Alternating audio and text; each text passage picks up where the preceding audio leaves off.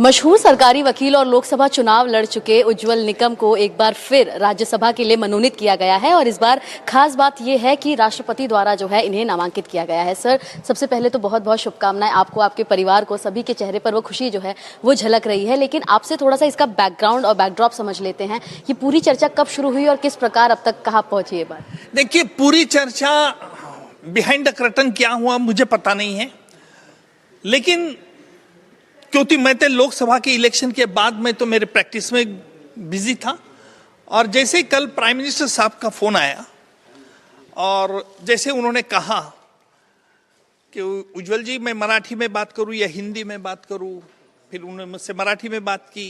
उन्होंने कहा कि राष्ट्रपति महोदय आप पे जिम्मेदारी सौंपना चाहते हैं, क्या आप स्वीकारने को तैयार है क्या? मैंने हाँ भर दी और उस वक्त मुझे लगा कि क्या सचमुच ये हो सकता है। मुझे लगा कि इसको वक्त लगेगा, लेकिन तुरंत आज सुबह ही चैनल वाले के फोन आने शुरू हो गए और उन्होंने कहा कि गैजेट हो गया आपका नाम, उज्जवल जी गैजेट हुआ। मैं भी थोड़ा आश्चर्यचकित हूँ और बहुत, मेरे लिए तो ये बहुत सुखद घटना है।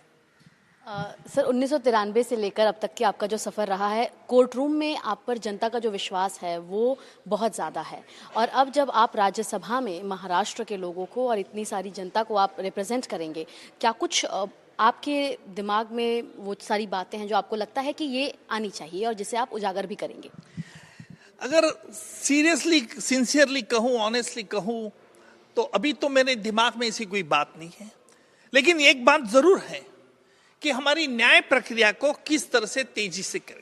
पब्लिक प्रोसिक्यूटर भी हैं, आपसे जानना चाहेंगे कि अब जब आप राज्यसभा के लिए ऑलरेडी नामांकित हो चुके हैं तो इससे आपका जो दूसरा प्रोफेशन यानी पब्लिक प्रोसिक्यूटर के तौर पे वो आप कंटिन्यू रखेंगे या फिर चाहे वो संतोष देशमुख का केस हो? देखिए, इसके बारे में मैंने कोई सोचा नहीं है अभी, मैं सोचूंगा, मैं बातचीत करूंगा अभी ट्रायल से और उसके बारे में वक्त फैसला करूंगा। अभी तक मैंने कोई सोचा नहीं। जब से